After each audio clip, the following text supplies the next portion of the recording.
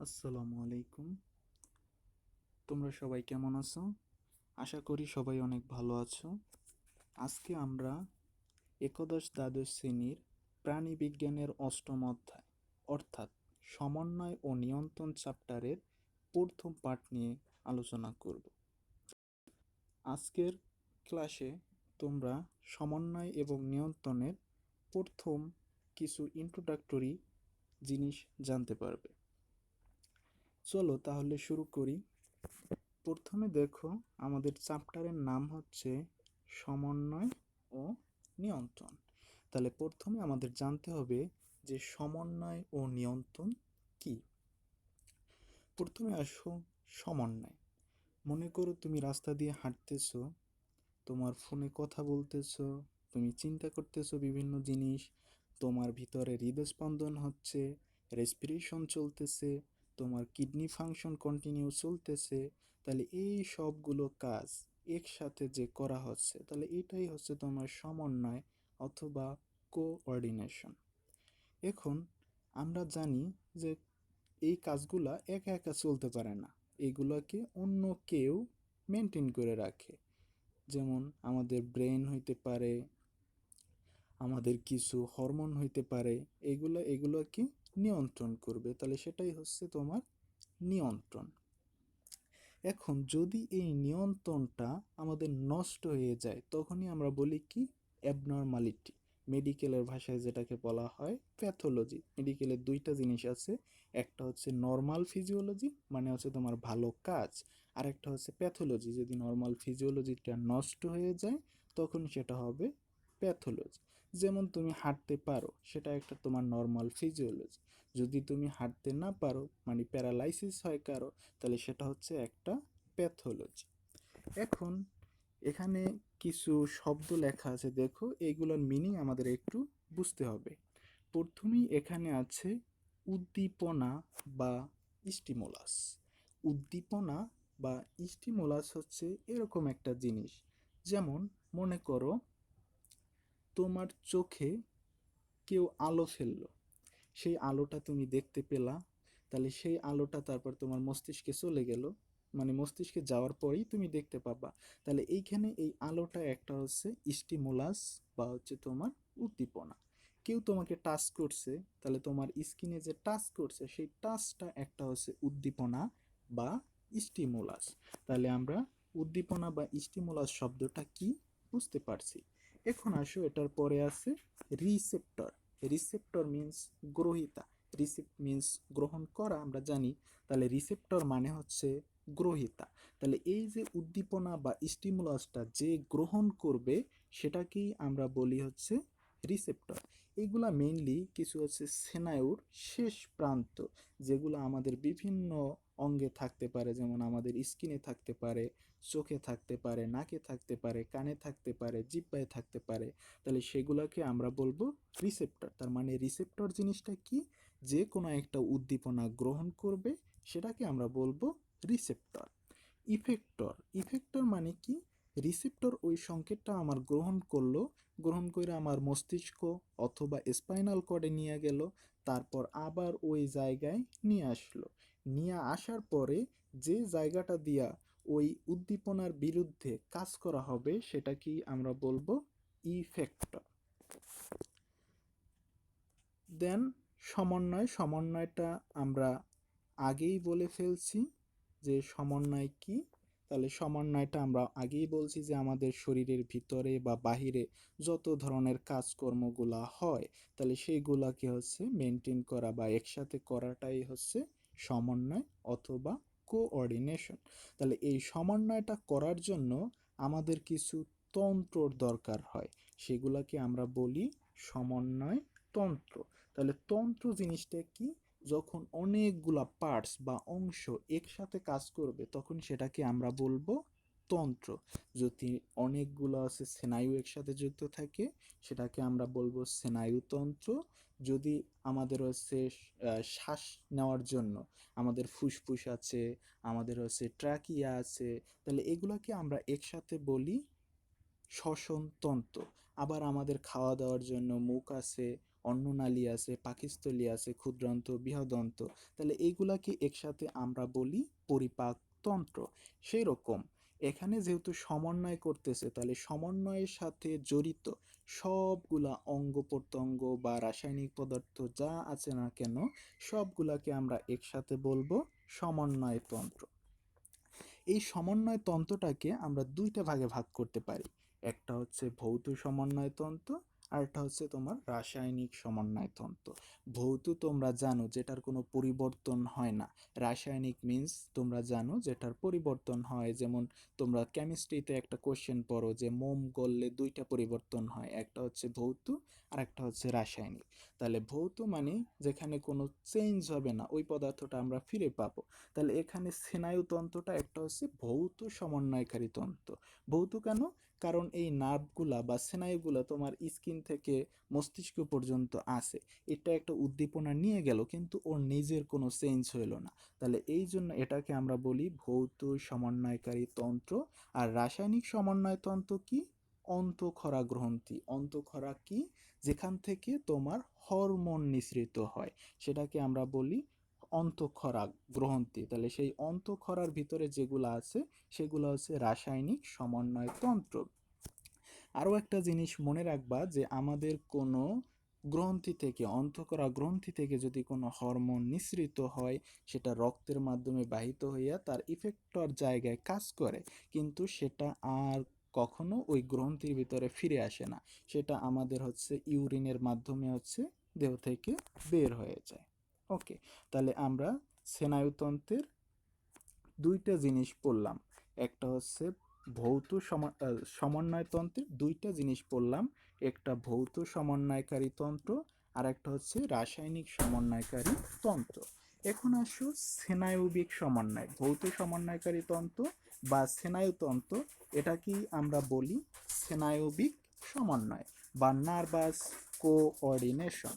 তাহলে এখানে একটা জিনিস আমাদের মনে রাখতে হবে যে এই যে আমাদের নার্ভাস সিস্টেম বা স্নায়ুতন্ত্রটা আছে, এটা কোথা থেকে উৎপত্তি হয় বা কোথা থেকে ডেভেলপ করে। তাহলে এখানে দেখো একটা কথা লেখা আছে, ভ্রূণীয় একটোডাম থেকে এটার উৎপত্তি হয়। তাহলে একটোডাম কি অনেকে হয়তো তোমরা বুঝতে পারবে না। আমরা যখন মায়ের পেটে থাকি বা ভ্রূণ অবস্থায় থাকি, তখন আমাদের তিনটা স্তর থাকে। একটা হচ্ছে একটোডাম, মেসোডাম আর হচ্ছে তোমার এন্ডোডাম। তাহলে একটোডাম মানে সবের বাহিরের যে অংশটা, সেটাকে আমরা বলি একটোডাম। মাঝের যে অংশটা সেটাকে আমরা বলি মেসোডাম। একেবারে ভিতরের যে অংশটা সেটাকে আমরা বলি এন্ডোডাম। এখানে এই একটোডাম থেকে কিছু জিনিস তৈরি হয়, মেসোডাম থেকে কিছু জিনিস তৈরি হয়, এন্ডোডাম থেকে কিছু জিনিস তৈরি হয়। একটোডাম থেকে মেইনলি আমাদের বাহিরের দিকের যে অংশগুলো আছে, যেমন স্কিন, তারপর স্নায়ু, তাহলে বা নার্ভাস সিস্টেম, এগুলো হচ্ছে একটোডাম থেকে তৈরি হয়। মেসোডাম থেকে আমাদের কঙ্কাল তন্ত্র তৈরি হতে পারে। আর এন্ডোডাম থেকে আমাদের ভিতরের যে ভিসেরাগুলো আছে, ভিসেরা বলতে আমাদের পরিপাক তন্ত্র আছে, লিভার আছে, তাহলে এইগুলা তৈরি হয় এন্ডোডাম থেকে। তাহলে এতটুকু আমরা আশা করি বুঝতে পারছি। এখন এখানে একটা কোশ্চেন লেখা আছে, দেখো স্নায়ুতন্ত্রের কাজ। এটা তোমরা জানো যে স্নায়ুতন্ত্রের কাজ কি। আমরা যা কিছু করি প্রায় সব কিছুই স্নায়ুতন্ত্রের দ্বারাই নিয়ন্ত্রিত হয়। হাঁটাচলা করা, খাওয়া দাওয়া করা, আমাদের রেসপিরেশন, তারপর আমাদের হৃদস্পন্দন, কিডনি ফাংশন, বা যে কোনো আমাদের যে কথা বলি, সব কিছুই আমাদের হচ্ছে স্নায়ুতন্ত্র দ্বারা নিয়ন্ত্রিত হয়। তাহলে সবগুলাই হচ্ছে তোমার স্নায়ুতন্ত্রের কাজ। তাহলে এটা একটু তোমরা বইতে অনেকগুলা কাজ আছে, তোমরা দেখে নিবা। দেন আসো নিউরন। নিউরনটা কি?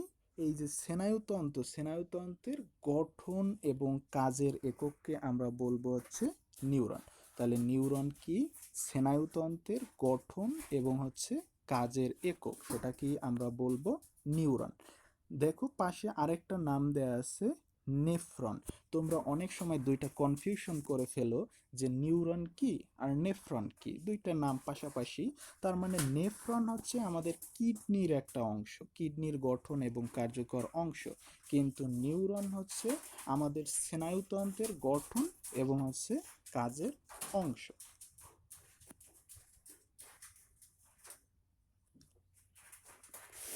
ওকে, তাহলে দেখো এখানে আমরা নিউরনের কিছু পার্টস লিখে রাখছি। নিউরনের কিছু পার্টস আছে। তাহলে নিউরনের মেইন দুইটা পার্ট, একটা হচ্ছে কোষ দেহ বা সোমা বা সেল বডি, আর একটা হচ্ছে প্রলম্বিত অংশ বা নিউরাইট। কোনটাকে কি বলে আমরা একটু পরে দেখতেছি। এখন এই প্রলম্বিত অংশ দেখো, এটার আবার দুইটা পার্ট আছে, একটা হচ্ছে ডেনড্রাইট আর একটা হচ্ছে একজন। তাহলে এখন আমরা চিত্রটার দিকে আসি। দেখো এখানে একটা নিউরনের ছবি দেয়া আছে। এইটা তোমরা আঁকা শিখবা, গ বা ঘ নাম্বারে অনেক সময় এটা দিতে পারে যে একটা হচ্ছে আদর্শ নিউরনের হচ্ছে গঠন চিত্র অঙ্কন করো। তাহলে এখানে যে গোল অংশটা দেখতে পারছো, তাহলে এইটার নাম আমার হচ্ছে কোষ দেহ বা সোমা। তাহলে এই কোষ দেহ বা সোমা থেকে দুই দিকে বা চারোদিকে যে ছোট ছোট উপাঙ্গগুলা উৎপন্ন হয়, সেইগুলাকে আমরা বলি মেনলি প্রলম্বিত অংশ। তাহলে কোষ দেহ থেকে যারা উৎপন্ন হবে তাদের কি আমরা বলি প্রলম্বিত অংশ। তাহলে এই প্রলম্বিত অংশ বা নিউরাইট, এটার আবার দুইটা পার্ট আছে, একটা হচ্ছে ডেনড্রাইট আর একটা হচ্ছে তোমার একজন। তাহলে একজন কোনটা? তাহলে কোষ দেহ থেকে লম্বা বড় যে জিনিসটা তৈরি হবে সেটাকে আমরা বলবো একজন। আর কোষ দেহ থেকে চারপাশে ছোট ছোট যে অংশগুলা উৎপন্ন হয়, তাহলে সেইগুলাকে আমরা বলবো ডেনড্রাইট। তাহলে আমরা দুইটা জিনিস শিখলাম, যে প্রলম্বিত অংশের দুইটা অংশ আছে, একটা হচ্ছে ডেনড্রাইট আর একটা হচ্ছে তোমার একজন। তাহলে একজন সবসময় একটা থাকবে অথবা নাও থাকতে পারে, কিন্তু ডেনড্রাইট একটাও থাকতে পারে, আবার অনেকগুলো থাকতে পারে, মাল্টিপল থাকতে পারে। এখন দেখো একটা নিউরনের গঠনে আরো কিছু অংশ আছে, তাহলে সেগুলো একটু আমরা দেখে আসি। তাহলে প্রথমে আমরা বললাম যে তোমার সেল বডি থেকে যে শাখাগুলো তৈরি হয়, তাহলে সেগুলোকে ছোট ছোট অনেকগুলা শাখা, ডেনড্রাইট। দেখো সেল বডির ভিতরে কালো একটা অংশ আছে যেটার নাম হচ্ছে নিউক্লিয়াস। নিউক্লিয়াস আমরা জানি যে আমাদের সব কোষের ভিতরেই কি থাকে, নিউক্লিয়াস থাকে। নিউক্লিয়াসের চারদিকে কতগুলো দানার মতো অংশ দেখা যায়, যেটাকে বলা হয় নিসল দানা বা নিসল গ্রানুলস। তাহলে এটার ফাংশনটা হচ্ছে আমাদের যে রাইবোজোমের যে ফাংশন, এটার ফাংশনটা হচ্ছে তোমার সেম। তাহলে নিসল গ্রানুল কি করে, প্রোটিন সিনথেসিসে তোমার হেল্প করে। দেন আসো বড় যে অংশটা সেটাকে আমরা বলছি একজন। একজনের পরে কি আছে দেখো, নিউরোলেমা। তাহলে লেমা মিন্স আবরণ, তাহলে নিউরনের যে আবরণ সেটাকে আমরা বলবো নিউরোলেমা।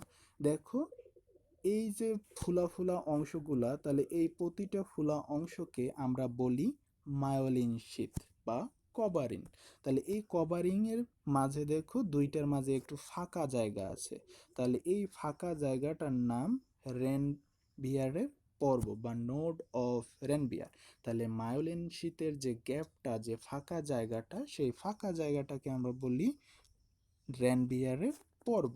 এই মায়োলিন শীতের ভিতরেও আবার দেখো ছোট ছোট কালো যে অংশটা আছে সেটাকে আমরা বলি নিউক্লিয়াস। দেন মায়োলিন শীতের কথা আমরা বললাম। তারপর দেখো একজনটা দুইটা ভাগে আবার ভাগ হয়েছে, তাহলে সেই যে ভাগ হয়ে ছোট ছোট যে দুইটা অংশ গঠন করছে, সেই দুইটাকে আমরা বলি একজন টার্মিনাল। একজন টার্মিনালের পরে দেখো ছোট ছোট কিছু অংশ আছে, সেগুলোকে আমরা বলি সিনাপটিক নব। তাহলে এই জিনিসটা মনে রাখতে হবে, পরে এই সিনাপটিক নবটা সম্পর্কে আমরা আরো কিছু ডিটেলস পড়ব। তাহলে এখন তোমাদের একটা কাজ হচ্ছে, আমরা এখানে পড়লাম যে নিউরনের প্রলম্বিত অংশের দুইটা পার্ট, একটা হচ্ছে একজন আর একটা হচ্ছে ডেনড্রাইট। তাহলে তোমাদের খ নাম্বারে অনেক সময় প্রশ্ন আসতে পারে যে একজন এবং ডেনড্রাইট এই দুইটার পার্থক্য কি। তাহলে এই দুইটার পার্থক্য আমি একটু যদি সংক্ষেপে বলি, যে একজন সাধারণত থাকবে শূন্য অথবা এক, কিন্তু ডেনড্রাইট থাকবে একের অধিক থাকবে। তাহলে একজনের সংখ্যা শূন্যও থাকতে পারে অথবা একটা, কিন্তু ডেনড্রাইট সবসময় একের অধিক থাকবে। আর এই যে একজন, এইটা হচ্ছে তোমার মোটর। তোমরা মোটর কি সংবেদী কি পরে জানতে পারবে। তাহলে এই একজনের যে কাজকর্মটা সেটা হচ্ছে মোটর, মানে এইটা একটা সংকেতকে সেল বডি থেকে দূরে সরাইয়ে দেয়। আর ডেনড্রাইট কি করে, অন্য একটা নিউরন থেকে একটা সংকেতকে সেল বডির দিকে নিয়ে আসে। এই জন্য এটাকে বলা হয় সংবেদী, আর একজনকে বলা হয় তোমার মোটর বা সেস্টিও। আমরা জানি যে আমাদের স্নায়ুগুলো দুই ধরনের হইতে পারে, একটা হচ্ছে সংবেদী আর একটা হচ্ছে চেস্টীয় বা হচ্ছে তোমার মোটর। সংবেদী কারা, যারা কোনো একটা সংকেত নিয়ে যায় তাদেরকে বলা হয় সংবেদী, আর যারা মস্তিষ্ক থেকে ওই জায়গায় আবার একটা উদ্দীপনা বা সংকেত নিয়ে আসে সেটাকে আমরা বলি মোটর। তাহলে এখানে একজন হচ্ছে মোটর আর ডেনড্রাইট হচ্ছে কি তোমার সংবেদী। তাহলে দুইটা পার্থক্য পড়লাম আমরা। ওকে, এখন আসো আমরা যে নিউরন বললাম, তাহলে এই নিউরনের কিছু টাইপ আছে। কিসের উপর ভিত্তি করে, তাদের যে তোমার ডেনড্রয়েড আছে, একজন আছে, এইগুলার সংখ্যার উপর ভিত্তি করে আমরা নিউরনকে সাধারণত 5টা ভাগে ভাগ করি। তাহলে কি কি আছে দেখো, প্রথমে আছে মেরুহীন বা অ্যাপোলার। তার মানে কি, যে নিউরনে কোনো মেরু থাকবে না সেটাকে আমরা বলবো মেরুহীন অথবা অ্যাপোলার নিউরন। তারপর দেখো আছে ইউনিপোলার বা এক মেরুযুক্ত। ইউনি বা এক মানে একটা মেরু থাকবে, সেটাকে আমরা বলবো ইউনিপোলার বা এক মেরুযুক্ত। তারপর আছে সিউডো ইউনিপোলার। তাহলে দেখতে তোমার মনে হবে যে এটার পোল একটা বা এইটার কোষ দেহ থেকে একটা শাখা বের হয়েছে, কিন্তু বাস্তবে সেটা দুইটা হইতে পারে। তাহলে সেটাকে আমরা বলবো সিউডো ইউনিপোলার। বাইপোলার মিন্স দুইটা কোষ দেহ থেকে দুইটা আমার শাখা বের হইবে, একটা একজন হইতে পারে আর একটা ডেনড্রয়েড হইতে পারে, তাহলে সেটাকে আমরা বলবো বাইপোলার। আর মাল্টিপোলার, মাল্টি মিন্স বহু, তাহলে একটা সেল বডি থেকে যদি অনেকগুলা ডেনড্রাইট একটা একজন বের হয় মানে বহু সংখ্যক বের হয়, তখন সেটাকে আমরা বলবো মাল্টিপোলার। তাহলে আমরা 5টা জিনিস দেখলাম, এখন একটু ছবির সাথে মিলিয়ে দেখি। তাহলে প্রথম যে ছবিটা, এটাই দেখো যে একটা কোষ দেহ আছে, তার মাঝে একটা নিউক্লিয়াস আছে, কোনো পোল বা মেরু একজন ডেনড্রাইট কিচ্ছু নাই, তার মানে এইটার নাম কি হবে, মেরুহীন বা অ্যাপোলার নিউরন। দ্বিতীয় নাম্বারে দেখো যে কোষ দেহ থেকে একটা মাত্র শাখা বের হয়েছে, তাহলে এটাকে আমরা কি বলবো, ইউনিপোলার বা এক মেরুযুক্ত। 4 নাম্বার পিকচারটায় দেখো যে কোষ দেহ, এখান থেকে আমার দুইটা শাখা বের হয়েছে, তার মানে এটা হচ্ছে বাইপোলার বা দ্বিমেরুযুক্ত। এখন দেখো 3 নাম্বার চিত্রে, এইটা একটু ভালো করে বুঝো যে এখানে আমার একটা কোষ দেহ দেহ আছে, সেটা থেকে প্রথম আমার একটা শাখা বের হয়েছে। তাহলে কোষ দেহ থেকে একটা শাখা বের হয়েছে, তারপর সেটা দুইটা ভাগে ভাগ হয়েছে। তাহলে এই জন্য এটাকে বলা হয় সিউডো ইউনিপোলার। সিউডো মানে হচ্ছে ফলস বা মিথ্যা। তাহলে এটা আসলেই ইউনিপোলার না, কিন্তু মনে হইতেছে ইউনিপোলার, কারণ প্রথমে একটা অংশ ছিল, তারপর দুইটা অংশ হয়ে গেছে। দেন সর্বশেষ আছে দেখো মাল্টিপোলার, মানে একজন আছে, অনেকগুলো আছে, ডেনড্রয়েট আছে, তার মানে অনেকগুলো আছে, এই জন্য এটাকে আমরা বলি হচ্ছে মাল্টিপোলার। তাহলে তোমাদের বইতে এগুলার 5টারই আলাদা আলাদা কিছু উদাহরণ আছে বা এক্সাম্পল আছে, সেগুলো একটু আছে তোমাদের মুখস্থ করতে হবে। তাহলে আমরা টাইপ অফ নিউরন শিখে ফেললাম। দেন আসো নিউরোগ্লায়া সেল। নিউরোগ্লায়া মানে কি, নিউরনের সাথে সম্পর্কিত। তাহলে নিউরনগুলার ফাঁকে ফাঁকে কিছু নিউরনকে সাহায্যকারী বা সাপোর্টিং সেল থাকে, যেগুলাকে আমরা বলি নিউরোগ্লায়া সেল। তাহলে এরকম নিউরোগ্লায়া সেল আছে 4 ধরনের। একটা কথা মনে রাখবে যে আমাদের নিউরনগুলা বিভাজন হয় না, কোষ বিভাজন করতে অক্ষম, কিন্তু আমাদের নিউরোগ্লায়া সেলগুলা কোষ বিভাজন করতে পারে। যদি আমাদের মস্তিষ্কে কোনো টিউমার হয় তাহলে বা ক্যান্সার হয়, সেটা মেনলি নিউরনে হয় না, তাহলে সেটা হয় কোথায়, আমাদের নিউরোগ্লায়া সেলে হয়। তাহলে একটু ইনফরমেশনটা তোমরা জেনে রাখতে পারো। এখন দেখো যে এই নিউরোগ্লায়া সেল, এটা 4টা টাইপের হইতে পারে। তাহলে প্রথমটা কি দেখো, অ্যাস্ট্রোসাইট, এটা দেখতে তারার মতো, একটু পরে আমরা দেখাচ্ছি ছবিগুলো। তারপর আছে অলিগোডেন্ড্রোসাইট, তারপর আছে মাইক্রোগ্লিয়া, তারপর আছে তোমার অ্যাপেন্ডাইমা। তাহলে প্রতিটার কাজ আলাদা আলাদা। অ্যাপেন্ডাইমার কাজ আলাদা, মাইক্রোগ্লিয়ার কাজটা একটু বেশি ইম্পর্টেন্ট, এটা একটু মনে রাখা দরকার। মনে করো আমাদের মস্তিষ্কের ভিতরে কোনো ভাইরাস, ব্যাকটেরিয়া বা কোনো জীবাণু প্রবেশ করলো, তাহলে সেইটাকে মারার জন্য আমাদের কিছু মনোসাইট, ব্লাডের মনোসাইট যাবে। সেই মনোসাইটটা যখন মস্তিষ্কে যাবে তখন তার আকারটা একটু বড় হবে, তখনই তার নাম মাইক্রোগ্লিয়া। তাহলে মাইক্রোগ্লিয়াটা কি? একটা নর্মালি মনোসাইট, যেটা আমাদের রক্তে থাকে। ওকে, এখন আমরা এখানে চিত্রে একটু দেখে নেই যে কোনটা কেমন সেল। তাহলে অ্যাস্ট্রোসাইট, এই যে সেলটা দেখতে পাচ্ছ এইটার নাম অ্যাস্ট্রোসাইট। এটা দেখতে কেমন? তারার মতো। তারপর দেখো এখানে আছে কি? মাইক্রোগ্লিয়া। তাহলে এই মাইক্রোগ্লিয়ার ফাংশনটা আমরা কি বললাম? ফ্যাগোসাইটোসিস বা জীবাণু ভক্ষণে সাহায্য করে। আর এই যে একটা সেল আছে দেখো, অলিগোডেন্ড্রোসাইট। এই অলিগোডেন্ড্রোসাইটের কাজ কি? আমরা যে নিউরনের একটা কভারিং পড়ছিলাম মায়োলিন শীট, তাহলে সেই মায়োলিন শীটটা তৈরি করাই এই অলিগোডেন্ড্রোসাইটের কাজ। দেখো এইটা এসে এখানে এই মায়োলিন শীটটা তৈরি করছে। তাহলে ছবি দেখলেই আমাদের ফাংশন মনে থাকবে। আর এখানে আমরা একটা ফুল দুইটা নিউরন দেখতে পাচ্ছি, যে এইটা একটা নিউরনের কোষ দেহ। এই যে শাখাগুলো বের হয়েছে এগুলাকে আমরা বলবো ডেনড্রাইট। আর এই যে বড় যে শাখাটা বের হয়েছে সেটাকে আমরা বলবো একজন। সেম এইখানেও একটা আছে। আর এইখানে আমরা তিনটা সেল দেখতে পাচ্ছি, আর একটা সেল আমরা দেখি নাই, পরের ছবিতে আমরা দেখব।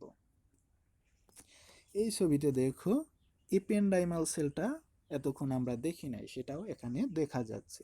তাহলে এই এপেন্ডাইমাল সেলটার কাজ কি? এটা আমাদের মস্তিষ্কের ভিতর একটা তরল পদার্থ আছে বা একটা ফ্লুইড আছে, যেটাকে বলা হয় সেরেব্রো স্পাইনাল ফ্লুইড বা সংক্ষেপে সিএসএফ বলা হয়। তাহলে সেই সিএসএফটা তৈরি করাই মেনলি এই এপেন্ডাইমাল সেলের কাজ। অন্য অন্য সেলগুলোও এখানে দেখা যাচ্ছে, যেমন অলিগোডেন্ড্রোসাইট এটা মায়োলিন শীট তৈরি করতেছে, তারপর অ্যাস্ট্রোসাইট আছে, তারপর তোমার মাইক্রোগ্লিয়া আছে যেটা ফ্যাগোসাইটোসিসে হেল্প করে। আর এখানেও কিছু নিউরন আছে, নিউরনের ছবি দেখানো হয়েছে। ওকে, তাহলে এখন আমাদের আরেকটা জিনিস জানতে হবে, সেটার নাম কি? নিউরোট্রান্সমিটার। তাহলে নিউরোট্রান্সমিটারের প্রথমে আমরা একটা যদি ডেফিনেশন বলি যে নিউরোট্রান্সমিটার জিনিসটা আসলে কি, যে এটা একটা রাসায়নিক পদার্থ, যেটা থাকে কোথায়? আমার নিউরনের সিনাপটিক ক্লেপ্টের ভিতরে থাকে। তাহলে নিউরনের সিনাপটিক নবের ভিতর থাকে।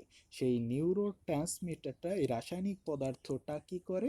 একটা নিউরন থেকে আর একটা নিউরনে তোমার একটা সংকেত বা একটা স্টিমুলাস প্রেরণে বা তোমার পাস করতে সাহায্য করে। তাহলে নিউরোট্রান্সমিটারটা কি? একটা রাসায়নিক পদার্থ যেটা প্রি সিনাপটিক নিউরনে জমা থাকে বা ভেসিকলে জমা থাকে।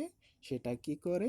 তোমার একটা রাসায়নিক পদার্থ যেটা তোমার একটা সংকেত বা একটা উদ্দীপনা এক নিউরন থেকে অন্য নিউরনে প্রেরণ করতে সাহায্য করে, সেটা কি আমরা বলি নিউরো ট্রান্সমিটার। তাহলে এখান থেকে এমসিকিউতে একটা কোশ্চেন আসে প্রায়, যে নিউরো ট্রান্সমিটারটা কোথায় জমা থাকে। তাহলে আমরা ডেফিনেশন বলছি যে পিরি সিনাপটিক জিনিসটা কি আমরা একটু পরে শিখে ফেলবো, এখন একটু তোমরা মনে রাখো যে নিউরো ট্রান্সমিটারটা পিরি সিনাপটিক নিউরনে জমা থাকে। এখন তোমাদের বইতে এইটার দুইটা ক্লাসিফিকেশন আছে, একটা কেন্দ্রীয়, আরেকটা প্রান্তীয় বা সেন্ট্রাল, আরেকটা পেরিফেরাল। ওভাবেও অনেক সময় তোমার এমসিকিউ আসে যে কোনটা সেন্ট্রাল নিউরোট্রান্সমিটার, কোনটা পেরিফেরাল ট্রান্সমিটার। কিন্তু আমি এখানে আরেকটা ক্লাসিফিকেশন লিখে রাখছি, দেখো একটা এক্সাইটেটরি, আরেকটা তোমার ইনহিবিটরি। তাহলে এক্সাইটেটরি মানে উত্তেজক, ইনহিবিটরি মানে দমাইয়ে রাখা। তাহলে যে নিউরোট্রান্সমিটারগুলা কোনো একটা সংকেতকে বাড়াইয়া দেয়, তাহলে সেটাকে আমরা বলবো excitatory. NT means neurotransmitter. Excitatory neurotransmitter যেমন আছে আমার গ্লুটামেট, নাইট্রিক অক্সাইড, ডোপামিন। আর ইনহিবিটরির ভিতরে কি আছে দেখো, GABA, glycine, serotonin, dopamine. Dopamine আমি দুই জায়গায় লিখছি, তার মানে ডোপামিন অনেক সময় কনসেন্ট্রেশনের উপর ভিত্তি করে এক্সাইটেটরি এবং ইনহিবিটরি উভয় হিসাবেই হচ্ছে তোমার কাজ করতে পারে।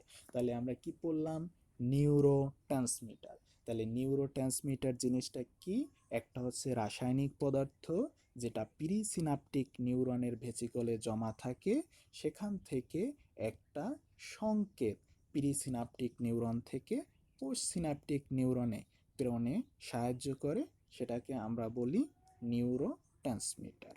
ওকে, এখন আসো সিনাপস। সিনাপস মিন্স সংযোগ। তাহলে দুইটা নিউরনের যে সংযোগ স্থল, সেই জায়গাটাকেই আমরা বলবো সিনাপস। তাহলে সিনাপস মিন্স দুইটা নিউরনের সংযোগ স্থল, যেখান থেকে একটা উদ্দীপনা একটা নিউরন থেকে আর একটা নিউরনে স্থানান্তরিত হয়, তাহলে সেটাকেই আমরা বলবো সিনাপস। তাহলে এখানে দেখো সিনাপসের গঠনে কিছু অংশ আছে, মেইন তিনটা অংশ। একটা হচ্ছে pre synaptic neuron, post synaptic neuron এবং হচ্ছে সিনাপটিক ক্লেফট।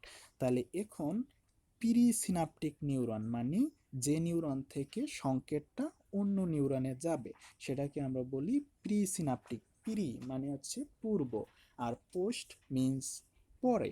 যেমন তোমরা জানো যে পোস্ট মর্টেম মানে মরার পরে কাটাকাটি, সেজন্য সেটাকে বলা হয় পোস্ট মর্টেম। আর প্রি মর্টেম আমরা বলি না সাধারণত, কিন্তু অপারেশনের ক্ষেত্রে আমরা বলি, যেমন প্রি অপারেটিভ, পোস্ট অপারেটিভ মানে অপারেশনের পূর্বে কিছু করা হলে সেটাকে আমরা বলি প্রি অপারেটিভ, যদি পরে করা হয় সেটাকে বলা হয় পোস্ট অপারেটিভ। তার মানে প্রি মানে হচ্ছে পূর্বে বা আগেরটা, আর পোস্ট মানে পরবর্তীটা। তাহলে এখানে একটা সিনাপসের তিনটা মেইনলি পার্ট থাকে, একটা হচ্ছে pre synaptic neuron, post synaptic neuron, আর হচ্ছে সিনাপটিক ক্লেফট। আমরা যদি একটু দেখতে চাই যে এগুলা কিভাবে থাকে, মনে করো এটা তোমার একটা হচ্ছে নিউরনের সিনাপটিক ভেসিকল, সিনাপটিক নব, এইখানে আর একটা নিউরনের সিনাপটিক নব। তাহলে এই নিউরনটা যেহেতু উপরের দিকে আছে বা পূর্বে আছে, এই জন্য এইটাকে আমরা বলবো প্রি সিনাপটিক নিউরন। আর এইটা যেহেতু পরে আছে, এটাকে আমরা বলবো পোস্ট সিনাপটিক নিউরন। আর উদ্দীপনা সব সময় এই দিক থেকে এই দিকে হচ্ছে স্থানান্তরিত হবে। আর এই যে মাঝে দেখো এই নিউরন আর এই নিউরনের মাঝে একটু ফাঁকা জায়গা আছে, তাহলে সেই ফাঁকা জায়গাটার নাম হচ্ছে সিনাপটিক ক্লেফট। তাহলে এই দুইটা নিউরনের মাঝে যে ফাঁকা জায়গাটা, সেটাকে আমরা বলি সিনাপটিক ক্লেফট। তাহলে এই সিনাপটিক ক্লেফটের প্রস্থটা সাধারণত 20 ন্যানোমিটার বা 20 ন্যানোমিটার থাকে। তাহলে এটা একটু হচ্ছে তোমরা মনে রাখবা যে সিনাপটিক ক্লেফটের হচ্ছে প্রস্থ বা ফাঁকা জায়গাটা কত, এটা অনেক সময় এমসিকিউতে আসে। তাহলে এটা সাধারণত 20 ন্যানোমিটার থাকে। আশা করি তোমরা প্রি সিনাপটিক নিউরন জিনিসটা কি, পোস্ট সিনাপটিক নিউরন কি এবং সিনাপটিক ক্লেফট কি বুঝতে পারছো। তাহলে আমরা উপরে যে বলছিলাম যে নিউরোট্রান্সমিটারটা কোথায় থাকে, প্রিসিনাপটিক, উপরে যে আমরা হচ্ছে নিউরনটা দেখাইলাম প্রিসিনাপটিক, সেই প্রিসিনাপটিক নিউরনের ভেসিকলের ভিতরে হচ্ছে জমা থাকে। এখন আসো সিনাপসের কাজ, এটার কাজ কি, এটা হচ্ছে একটা নিউরন থেকে আর একটা নিউরনে তথ্য স্থানান্তর করা, তারপর কি করে কার্যকর অংশ ক্ষতির হাত থেকে রক্ষা করা। এটার একটা হচ্ছে ভালো, এই যে সিনাপস এর ভালো কাজও আছে, কিছু খারাপ কাজও আছে। যেমন এপিলেপসি, তোমরা অনেকেই নাম শুনছো এপিলেপসি বা মির্গি রোগ, যে হাত পা হচ্ছে কাঁপাকাঁপি, কিছুক্ষণ পরে আবার সেটা আপনা আপনি অনেক সময় হচ্ছে সেরে যায়। সেই ক্ষেত্রে হয় কি, এই যে নিউরো ট্রান্সমিটারগুলো আমাদের বেশি বেশি সিক্রেশন হয়, তাহলে বেশি বেশি সিক্রেশন হওয়ার কারণে আমাদের নার্ভগুলো হচ্ছে বেশি স্টিমুলেট হয়, যে কারণে আমাদের কনভালশন বা খিঁচুনি তৈরি হয়। তাহলে এই খিঁচুনি যদি অনেক লং টাইম ধরে চলতে থাকে, তাহলে কি হবে, রোগীর অবস্থা অনেক খারাপ হবে, তার নার্ভগুলার ড্যামেজ হইতে পারে। তাহলে সেই ড্যামেজগুলা প্রিভেন্ট করাও এই সিনাপসের কাজ। তারপর আরেকটা কথা বলছে দেখো, ছোট উদ্দীপনা বাদ দেওয়া। তাহলে অনেক সময় অনেক ছোট ছোট সংকেত আমরা বুঝতে পারি না। যেমন তোমাকে যদি হালকাভাবে কেউ টাচ করে, সেটা তুমি বুঝতেই পারবা না যে তোমার গায়ে কেউ হাত রাখছে। মানে ছোট ছোট উদ্দীপনাগুলা এই সিনাপসের মাধ্যমেই তোমার বাদ দিয়ে দেওয়া হয়। এখন আসো অনেক ইম্পর্টেন্ট একটা কোশ্চেন, যে স্নায়ু উদ্দীপনা আমার কিভাবে পরিবাহিত হয়। তাহলে স্নায়ু উদ্দীপনা পরিবহন, এটা একটা তোমার কোশ্চেন আসতে পারে। যদি আমরা একটা গল্প বলি, যে দেখো এখানে একটা নদী আছে, নদীর এই পারে একটা মানুষ এখানে আছে, এইটার ভিতরে বন্দি অবস্থায় আছে, এখানেও একটা মানুষ আছে। এই মানুষটারই একটা কুকুর ছিল, কুকুরটা আছে এই পাশে। সে কি করলো, একটা খবর পাইলো বা একটা সংকেত পাইলো। কি সংকেত? মনে করো যে করোনা পৃথিবী থেকে চলে গেছে। সেই খুশিতে কুকুরটা এসে কি করলো, এই মানুষটাকে একটা চিঠি দিল। মানুষটা এখন কি করবে, তার অপর পারে আছে তার বন্ধু, তার বন্ধুর কাছে কি করবে, এই সংবাদটা বা এই চিঠিটা পৌঁছে দিতে হবে। তাহলে তার কি করতে হবে, এই যে ফাঁকা জায়গাটা বা নদী, সেই নদীতে তার নামতে হবে। এখন সাঁতরাই তো যাইতে পারবে না, সে যাবে কিতে, নৌকা করে তোমার এই প্রান্তে গিয়ে পৌঁছালো। পৌঁছে কি করবে, তার বন্ধুকে বলল যে করোনা পৃথিবী থেকে চলে গেছে। তার বন্ধু খুশি। তাহলে তার বন্ধু বলতেছে ওকে বন্ধু, তাহলে আমিও আসতেছি। সেও কি করলো, একটা কথা বলল। তাহলে এই বন্ধু একটা তাকে কথা বলল, তার বন্ধু তাকে একটা উল্টা জবাব দিল বা তারকেও একটা সংকেত দিল। তাহলে এই গল্পটা আমরা কেন পড়ছি, তাহলে এইটার সাথে একটু নিচের কথাগুলো একটু মিলাই আনি। তাহলে এখানে কে কি আগে আমরা একটু দেখে নিই। তাহলে এইখানে এই যে কুকুরটা, কুকুরটা কি করছে, এই মানুষটাকে নিয়ে নদীর পাড়ে গেছে। তাহলে এখানে কুকুরটা আমার ক্যালসিয়াম আয়ন। আর এই যে মানুষটা একটা ঘরের ভিতর বা কোনো জায়গায় বন্দি আছে, তাহলে সেইটা ভেসিকল, তার ঘরটা ভেসিকল। মানুষটা একটা নিউরো ট্রান্সমিটার। আর এইখানে যে তার বন্ধু আছে, তার বন্ধু রিসেপ্টর। তাহলে এখন আসো যে স্নায়ু উদ্দীপনা কিভাবে পরিবাহিত হয়, নিচের চিত্রের সাহায্যে আমরা মিলিয়ে দেখি। মনে করো প্রথমে তোমার একটা সংকেত এখানে আসলো, এখানে আসলে এখানে একটা উত্তেজিত অবস্থার সৃষ্টি হবে। সৃষ্টি হলে এই বাহির থেকে তোমার ক্যালসিয়াম আয়ন এই নিউরনের ভিতরে প্রবেশ করবে। নিউরনের ভিতরে প্রবেশ করে এই যে ছোট ছোট জিনিসগুলা দেখতে পাচ্ছ, ওইগুলার নাম ভেসিকল। সেই ভেসিকলগুলোর ভিতরেই থাকে তোমার নিউরো ট্রান্সমিটার। তাহলে ক্যালসিয়াম কি করবে, এই নিউরো ট্রান্সমিটারগুলোর সাথে যুক্ত হবে, এটাকে একেবারে সিনাপটিক ক্লেপ্টের কাছে নিয়ে আসবে।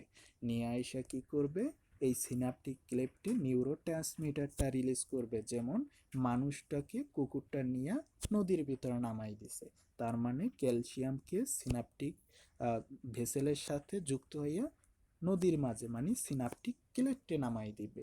তারপর নিউরো ট্রান্সমিটারটা কি করবে, এই যে পোস্ট সিনাপটিক যে তোমার নিউরন আছে, এই নিউরনের কিছু মেমব্রেনে রিসেপ্টর আছে যে গ্রহণ করতে পারে, এই নিউরো ট্রান্সমিটারগুলো তার সাথে বাইন্ড করবে বা যুক্ত হবে। যুক্ত হয়ে কি তৈরি করবে, নিউরো ট্রান্সমিটার রিসেপ্টর যৌগ। যার ফলে কি হবে, এই যে পোস্ট যে সিনাপটিক যে নিউরনটা আছে, এইটার ভিতরে একটা পাম্প ওপেন হবে। সেই পাম্পটা কি, সোডিয়াম পটাশিয়াম পাম্প। সেখানে কি হবে, এই সিনাপটিক ক্লেপ থেকে সোডিয়ামগুলা সেলের ভিতরে প্রবেশ করবে এবং পটাশিয়ামগুলা সেল থেকে বের হইয়া তোমার সিনাপটিক ক্লেপ্টে প্রবেশ করবে। এভাবে যদি কিছুক্ষণ চলতে থাকে, এই নিউরনটার ভিতরে তোমার পজিটিভ চার্জ অনেক বেড়ে যাবে। তাহলে বেড়ে যাওয়ার ফলে এইখানে এইখানে যেমন সংকেতটা ছিল, এইখানে ঠিক তেমন একটা সংকেত তৈরি হবে, যে সংকেতটা পরে এই নিউরনের মাধ্যমে আবার সামনের দিকে সঞ্চালিত হবে। তাহলে এভাবেই একটা জাংশনে একটা স্নায়ু উদ্দীপনা একটা নিউরন থেকে আর একটা নিউরনে পরিবাহিত হয়। তাহলে এখানে কিছু বাংলা লেখা আছে, দেখো। প্রথমে স্নায়ু উদ্দীপনা আসলো, তারপর ক্যালসিয়াম প্রবেশ, মানে ক্যালসিয়ামটা সেলের ভিতরে প্রবেশ করলো বা নিউরনের ভিতরে প্রবেশ করলো। তারপর কি ভেসিকলের সাথে যুক্ত হওয়া, ক্যালসিয়ামটা এই ভেসিকলের সাথে যুক্ত হলো। তারপর কি করলো, তারা সিনাপটিক ক্লেফটে এসে নিউরোট্রান্সমিটার রিলিজ করলো। তারপর কি করলো, পোস্ট সিনাপটিক নিউরনের যে রিসেপ্টর আছে তার সাথে নিউরোট্রান্সমিটার যুক্ত হবে। সোডিয়াম আয়নটা হচ্ছে সেলের ভিতরে প্রবেশ করবে, পটাশিয়ামটা সেল থেকে বের হয়ে যাবে। এভাবেই স্নায়ুর সংকেত হচ্ছে একটা নিউরন থেকে আরেকটা নিউরনে পরিবাহিত হবে। আশা করি তোমরা স্নায়ু উদ্দীপনা পরিবহনটা কিভাবে হয় বুঝতে পারছো। এখন আসো আমরা যা পড়লাম সেটা একটু বই থেকে দেখে নিই। তাহলে অষ্টম অধ্যায় মানব শারীরতত্ত্ব সমন্বয় বা নিয়ন্ত্রণে আমাদের প্রথমে আমরা পড়ছি সমন্বয় কি, নিয়ন্ত্রণ কি। এখানে আরও কিছু জিনিস আমরা পড়ছি, যেমন উদ্দীপনা বা স্টিমুলাস জিনিসটা কি, দেন রিসেপ্টর কি আমরা পড়ছি, ইফেক্টর কি পড়ছি, নিউরন কি পড়ছি।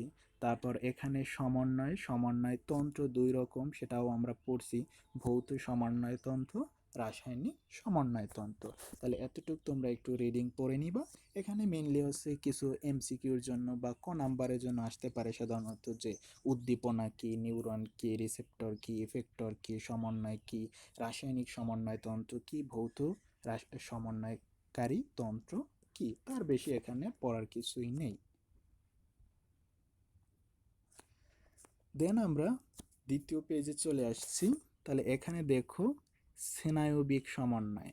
তাহলে স্নায়বিক সমন্বয় বা হচ্ছে তোমার নার্ভাস কোঅর্ডিনেশন, নার্ভের মাধ্যমে যে সমন্বয় হবে সেটাকে আমরা বলছি স্নায়বিক সমন্বয়।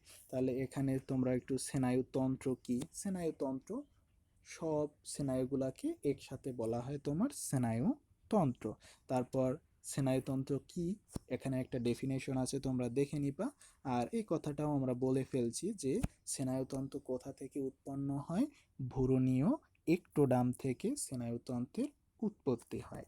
তারপর স্নায়ুতন্ত্রের কাজ তোমরা পড়লেই বুঝতে পারবা, যেমন বলা হয়েছে যে পরিবেশের যে কোনো প্রকার হচ্ছে উপলব্ধি করে, প্রতিক্রিয়া হচ্ছে তোমার ব্যক্ত করে, দেহের বিভিন্ন অঙ্গের মধ্যে সমন্বয় সাধন করে, এগুলো হচ্ছে সুনিয়ন্ত্রিত করা, যেমন চলনকালে হচ্ছে চলন ইত্যাদি, মাথা নাড়াচড়া করা, তোমার চোখ খোলা বোঝা, সব কাজগুলাই আমাদের হচ্ছে স্নায়ুতন্ত্র হচ্ছে করে থাকে।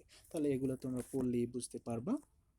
দেন আমরা পড়ছি কি, নিউরন। নিউরন আমরা বলছি কি স্নায়ুতন্ত্রের গঠন এবং কাজের একক। তাহলে এটার কি কি পার্টস আছে সেগুলো আমরা পড়ে ফেলছি, যে এটার মেইনলি দুইটা পার্ট, একটা হচ্ছে সেল দেহ বা হচ্ছে সেল বডি বা সোমা, আর একটা হচ্ছে প্রলম্বিত অংশ। প্রলম্বিত অংশের ভিতরে ডেনড্রাইট আছে আর আছে তোমার একজন আছে। দেন নিউরনের হচ্ছে এখানে টাইপ, পাঁচটা টাইপ আছে, সেগুলো আমরা পড়ে ফেলছি। যে মেরুহীন নিউরন, যেগুলাই কোনো মেরু থাকবে না, তোমরা অবশ্যই এক্সাম্পলগুলো একটু মনে রাখবে। মেরুহীন, কোনো মেরু থাকবে না, শুধু সেল বডি থাকবে। দেন হচ্ছে ইউনিসেলুলার বা এক মেরুযুক্ত নিউরন, বাইপোলার বা হচ্ছে দ্বি মেরুযুক্ত হচ্ছে নিউরন,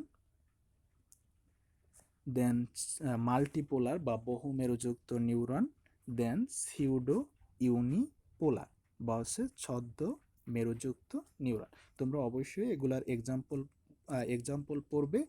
আর এখানে চিত্রগুলা দেওয়া আছে কোনটাকে কি বলে, এখানে এই বইতে একটু ভুল আছে, যদিও তোমাদের নিউ এডিশনের বইয়ের সাথে তোমরা একটু অবশ্যই মিলিয়ে দেখবে। যেমন এইটার নাম মেরুহীন নিউরন, ঠিক আছে, এটা একমেরুযুক্ত, ঠিক আছে, এইটা ছদ্ম একমেরুযুক্ত নয়, এটা হচ্ছে কি তোমার দ্বিমেরুযুক্ত নিউরন। আর এইটাই লেখা আছে দ্বিমেরুযুক্ত, বাট এটা হচ্ছে মাল্টি পোলার বা বহুমেরুযুক্ত নিউরন। এবং সর্বশেষেরটা এইটা হচ্ছে আমার ছদ্ম মেরুযুক্ত, কারণ একটা সেল বডি থেকে প্রথমে একটা শাখা বের হয়েছে, সেই শাখাটা আবার দুইটা ভাগে ভাগ হয়েছে, এই জন্য এটাকে আমরা বলি সিউডো ইউনিপোলার। দেন আমরা নিউরোগ্লিয়া সম্পর্কেও পড়ছি, যে নিউরনের কিছু সাপোর্টিং সেল থাকে, যেগুলোকে আমরা বলি নিউরোগ্লিয়া সেল। তাহলে এই সেলগুলো হচ্ছে চার ধরনের হয়, আমরা পড়ে ফেলছি, যেমন অ্যাস্ট্রোসাইট, অলিগোডেন্ড্রোসাইট, মাইক্রোগ্লিয়া এবং হচ্ছে অ্যাপেন্ডাইমা। এগুলোর কাজ কি সেগুলোও আমরা পড়ছি। তারপর এগুলো দেখতে কেমন, যেমন অ্যাস্ট্রোসাইট হচ্ছে তারার মতো, সেগুলোও আমরা পড়ে ফেলছি। এখন আসো নিউরোট্রান্সমিটার। তাহলে নিউরোট্রান্সমিটার আমরা কি বলছিলাম, যে এটা একটা রাসায়নিক পদার্থ যেটা প্রিসিনাপটিক নিউরন, যেমন এই যে উপরের যে নিউরনটা আছে, প্রিসিনাপটিক নিউরনের ভেসিকলের ভিতর জমা থাকে, যেটা একটা হচ্ছে স্নায়ু সংকেত একটা নিউরন থেকে আরেকটা নিউরনে স্থানান্তরিত করে, সেটা কি আমরা বলছি নিউরোট্রান্সমিটার। তাহলে তোমাদের বইতে দেখো এখানে ক্লাসিফিকেশনটা একটু আলাদা করে দেওয়া আছে, এটাও মুখস্থ করতে হবে, আমি যেটা বলছি সেটাও মুখস্থ করতে হবে। তাহলে কেন্দ্রীয় স্নায়ুতন্ত্রের ভিতরে আছে তোমার ডোপামিন, গাবা, গ্লাইসিন, গ্লুটামেট। দেন প্রান্তীয় স্নায়ুতন্ত্রের ভিতরে আছে অ্যাসিটাইলকোলিন, অ্যাড্রেনালিন, নর অ্যাড্রেনালিন, হিস্টামিন প্রভৃতি। এখানে অ্যাড্রেনালিন, নর অ্যাড্রেনালিন এগুলার আরও কিছু নাম আছে। অ্যাড্রেনালিনকে বলা হয় এপিনেফ্রিন, আর নর অ্যাড্রেনালিনকে বলা হয় নর এপিনেফ্রিন, তোমরা একটু মনে রাখতে পারো। দেন আসো সিনাপস। তাহলে সিনাপস আমরা কি বলছি, যে দুইটা নিউরনের যে সংযোগ স্থল, তাহলে সেই সংযোগ স্থলটা কি আমরা বলি সিনাপস। যেমন এই একটা নিউরন, এই একটা নিউরন, তাহলে এই যে দুইটা নিউরন যে জায়গায় যুক্ত হয়েছে, এই সম্পূর্ণ জায়গাটাকে একসাথে বলা হয় সিনাপস। তাহলে সিনাপস দুইটা নিউরন থাকবে, একটা হচ্ছে প্রিসিনাপটিক আর একটা হচ্ছে পোস্ট সিনাপটিক, মাঝে যে ফাঁকা জায়গাটা থাকবে সেটাকে আমরা বলবো সিনাপটিক ক্লেফট। আর এটার কাজ কি, একটা নিউরন থেকে একটা সংকেত আর একটা নিউরনে স্থানান্তরিত করা। ওকে, তারপর আমরা পড়ছি যে সিনাপসের মাধ্যমে স্নায়ু উদ্দীপনা হচ্ছে পরিবহন চিত্র দেখানো হয়েছে। তাহলে এখানে আমরা প্রথমে পড়ছি যে স্নায়ু উদ্দীপনাটা কি। স্নায়ু উদ্দীপনাটা প্রথমে কি হয়, বহিঃকোষীয় তরল থেকে সিনাপটে নবে ক্যালসিয়াম প্রবেশ, তারপরে কি হয় সিনাপটিক ভেসিকল, সিনাপটিক ভেসিকলের সাথে যুক্ত হয় নিউরোট্রান্সমিটার পদার্থগুলো, সিনাপটিক ক্লেপ্টে হচ্ছে রিলিজ হয়, প্রি সিনাপটিক মেমব্রেন, তারপর সিনাপটিক ক্লেপ্ট। আর এখানে একটা লেখা আছে দেখো সিনাপটিক ক্লেপ্ট, এটার প্রস্থটা হচ্ছে 20 ন্যানোমিটার। আর পোস্ট সিনাপটিক মেমব্রেনে নিউরোট্রান্সমিটার রিসেপ্টর যৌগ তৈরি, বহিঃকোষীয় তরল থেকে সোডিয়াম প্রবেশ করে এবং হচ্ছে তোমার পটাশিয়াম বের হয়ে যায়। তাহলে এভাবেই স্নায়ু সংকেতটা একটা নিউরন থেকে আরেকটা নিউরনে স্থানান্তরিত হয়। তাহলে আজকে আমরা এতটুকুই পড়ব। তাহলে আমরা এতক্ষণ যা যা পড়লাম তাহলে সেটার একটা হচ্ছে রিক্যাপ করে নিই। তাহলে প্রথমে আমরা বলছি সমন্বয়। সমন্বয় আমরা কি বলছিলাম, যে তুমি হাঁটাচলা করো, খাওয়া দাওয়া করো, কথা বলো, তোমার রেসপিরেশন হয়, তোমার হৃদস্পন্দন হয়, সবগুলো কাজ একসাথেই হচ্ছে সমন্বয়। তারপর এটা যদি স্নায়ুর মাধ্যমে হয় তখন সেটাকে আমরা বলবো স্নায়বিক সমন্বয়। তারপর আমরা পড়ছি নিউরন। নিউরন বলছি আমরা স্নায়ুতন্ত্রের গঠন এবং কাজের একক। এটার আমরা পার্টস পড়ছি, যে মেইন দুইটা পার্টস আছে তোমার সেল বডি সোমা আছে, দেন কিছু প্রলম্বিত অংশ আছে, প্রলম্বিত অংশের মধ্যে কি আছে ডেনড্রাইট আছে, আর কিছু আছে কি একজন আছে। দেন আমরা নিউরোগ্লায়া সম্পর্কে পড়ছি। নিউরোগ্লায়া 4 ধরনের আছে, যেমন astrocyte, microglia, oligodendrocyte and ependymal cell. Then আমরা নিউরোট্রান্সমিটার পড়ছি, যেটা একটা রাসায়নিক পদার্থ, যেটা কি করে তোমার প্রিসিনাপটিক যে নিউরন আছে তার ভেসিকলের ভিতরে জমা থাকে, একটা সংকেতকে প্রিসিনাপটিক নিউরন থেকে পোস্ট সিনাপটিক নিউরনে স্থানান্তরে হেল্প করে, সেটাকে আমরা বলছি নিউরোট্রান্সমিটার। আমরা তোমাদের বইতে যে ক্লাসিফিকেশনটা আছে সেটা হলো, একটা হচ্ছে সেন্ট্রাল বা হচ্ছে কেন্দ্রীয়, আর একটা হচ্ছে পেরিফেরাল। আর আমি যেটা বলছিলাম কিছু নিউরোট্রান্সমিটার আছে এক্সাইটেটরি বা উত্তেজক, আর কিছু আছে ইনহিবিটরি বা দমিয়ে রাখা। দেন আমরা কি পড়ছি, সিনাপস পড়ছি। তাহলে সিনাপস কি, সিনাপস হচ্ছে দুইটা নিউরনের সংযোগ স্থল, সেই জায়গাটা কি আমরা বলছি সিনাপস। তাহলে সিনাপসের মেইন কি কি পার্ট থাকে, তোমার প্রি সিনাপটিক একটা নিউরন থাকে, মাঝখানে সিনাপটিক একটা ক্লেপ থাকে, দেন আবার আরেকটা নিউরন থাকে যেটাকে আমরা বলি পোস্ট সিনাপটিক নিউরন। সেটার ভিতর থেকে কিভাবে উদ্দীপনা পরিবহন হয় সেটাও আমরা পড়ে ফেলছি। তাহলে সেটা কি বলা হয়? স্নায়ু উদ্দীপনা পরিবহন। তাহলে সবাইকে ধন্যবাদ আমার সাথে থাকার জন্য। দেখা হবে পরবর্তী ক্লাসে। সবাই ভালো থাকবে, সুস্থ থাকবে। আর চ্যানেলটি যদি তোমাদের ভালো লাগে তাহলে অবশ্যই সাবস্ক্রাইব করবে। আর যদি কোনো কিছু বুঝতে সমস্যা হয় এখানেও কমেন্ট করতে পারো, অথবা আমার ফেসবুক গ্রুপেও কমেন্ট করতে পারো।